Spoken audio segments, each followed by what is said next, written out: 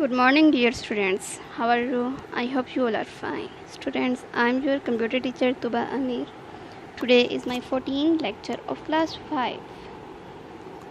Student, take out your book and open the page number 24. We will discuss about unit number 3, that is software basics. अब ये software basics क्या होते हैं, इसमें हमने पढ़ना है सॉफ्टवेयर के बारे में। जैसे कि हमें पिक्चर में भी नज़र आ रहा है कि इतने काफ़ी ज़्यादा सॉफ्टवेयर हैं। ये सारे सॉफ्टवेयर जो हम लैपटॉप में यूज़ करते हैं, कंप्यूटर में यूज़ करते हैं, ठीक है।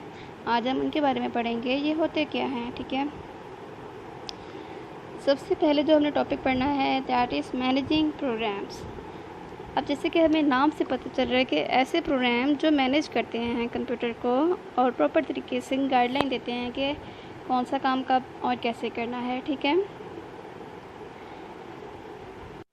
स्टूडेंट, जैसे कि ऑपरेटिंग सिस्टम मैनेज करता है कंप्यूटर में जितने भी प्रोग्राम्स रन हो रहे होते हैं, ठीक है, प्रॉपर तरीके से उनको देखता है और मेक श्योर करता है कि क्या वाकई सारे प्रोग्राम जितने भी हमारे कंप्यूटर में जितने भी प्रोग्राम्स हैं, सॉफ्टवेयर्स हैं, कि वो प्रॉपर तरीके से रन हो रहे हैं, ठीक है, और उनको स्मूथली वे में रन करता है, ठीक है। अब कुछ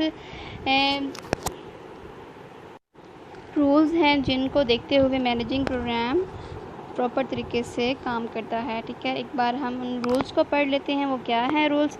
it makes sure that all applications and processes get the appropriate amount of time from the processor so that it can function properly. और ये यकीन कर लेता है कि कंप्यूटर में जितनी भी एप्लीकेशंस हैं और जितनी भी प्रोसेसिंग हो रही है कि वो मुनासिब टाइम ले रही हैं या नहीं, क्योंकि जितना भी काम प्रोसेसर हो रहा होता है कंप्यूटर में, ठीक है, प्रोसेसिंग हो रही होती है, उनका ये टाइम देखता है और जिसकी वजह से इट कैन फंक्शन प्रॉपरली, जिसकी वजह से काम जो होता है, कोई भी फंक्शन होता है, प्रॉपरली परफॉर्म हो जाता है, ठीक है। अब सेकेंड पॉइंट है इसका, the operating system provides certainty that each program is given the amount of memory needed to execute it. It also ensures that the programs that are running together do not steal each other's memory allocation. Operating system इस बात को यकीन कर देता है कि हर programme को जितनी भी मेमोरी चाहिए होती है, ठीक है, वो उसको प्रॉपर तरीके से प्रोवाइड करता है। और इसके अलावा it also ensure that the programs that are running together do not steal each others memory allocation, ठीक है। इट्स मीन, और ये इस बात का भी यकीन कर लेता है कि प्रोग्राम जो रन कर रहे हैं कंप्यूटर में, जितने भी हम प्रोग्राम्स यूज़ करते हैं कंप्यूटर में, वो एक दूसरे की मेमोरी को स्टील मत करें, मतलब एक दूसरे की मेमोरी को यूज़ ना करें। जितनी भी मेमोरी उनकी एलोकेट की गई होती है, उनको दी गई होती है कि इतनी आपकी मेमोरी है, इतनी आपकी है, वो एक दूसरे की मेमोरी को भी यूज़ नहीं करते, ठीक है। The operating system also manages all type of memory so that the installation and execution of programs can be done smoothly. Its mean operating system ये भी मैनेज करता है कि हर तरह की जो मेमोरी होती है और प्रोग्राम्स को जितनी भी मेमोरी चाहिए होती है वो उसको इंस्टॉल भी करता है और एग्जीक्यूट भी करता है, ठीक है। अब हम पढ़ेंगे फाइल मैनेजमेंट के बारे में। ये फाइल मैनेजमेंट क्या होती है?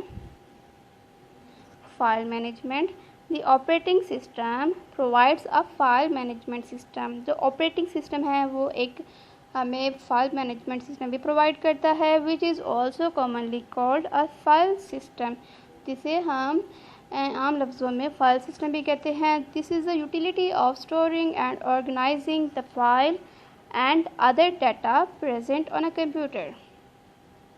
और कंप्यूटर में जितना भी डाटा होता है, जितनी भी फाइल्स होती हैं, उनको स्टोर भी करता है और ऑर्गेनाइज भी करता है, ठीक है। The file management system functions on all storage media of a computer and organises the files into a database which can be accessed at any time by the user. और जो फाइल मैनेजमेंट सिस्टम का जो function होता है वो तमाम जो computer में स्टोरेज मीडिया होता है उसका कंट्रोल करता है, organise the files into a database, और फाइल को डेटाबेस में ऑर्गेनाइज करता है, जिसे यूज़र कभी भी और किसी भी टाइम इजीली एक्सेस कर सकता है। ठीक है, अब the 5 main activities of an operating system for all management are। Operating system में फाइल मैनेजमेंट की 5 एक्टिविटीज़ होती हैं। Number 1 the creation and deletion of files, जिसमें फ़ाइल को ईज़िली न्यू फाइल को ईज़िली क्रिएट किया जा सकता है और पुरानी फाइल्स को ईज़िली जो हमें नहीं चाहिए होती उन्हें डिलीट किया जाता है। ठीक है, नंबर 2 पॉइंट है the creation and deletion of directories, और इसके अलावा डायरेक्टरीज़ को भी इजीली क्रिएट करता है और डिलीट करता है। नंबर 3 पॉइंट है कॉपिंग and moving files and directories. It's mean कि जो कॉपी इजीली हो सकता है और मूव हो सकती हैं फाइल और डायरेक्टरीज। ठीक है,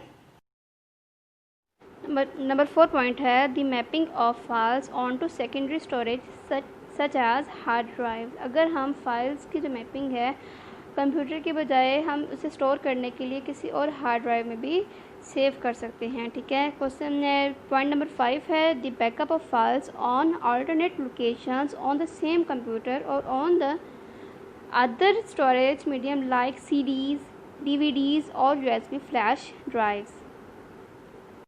स्टूडेंट, जैसे कि एक कंप्यूटर के अंदर किसी भी फाइल का बैकअप हम किसी और लोकेशन में भी सेव कर सकते हैं, जैसे कि सीडीज़ में भी हम करके इसे स्टोर करते हैं और उसे नेक्स्ट टाइम के लिए यूज़ कर सकते हैं। ठीक है, DVDs और USBs, मतलब कि इनमें भी अगर हम अपना फाइल्स का बैकअप रख लेते हैं और नेक्स्ट टाइम के लिए इजीली इन्हें यूज़ कर सकते हैं।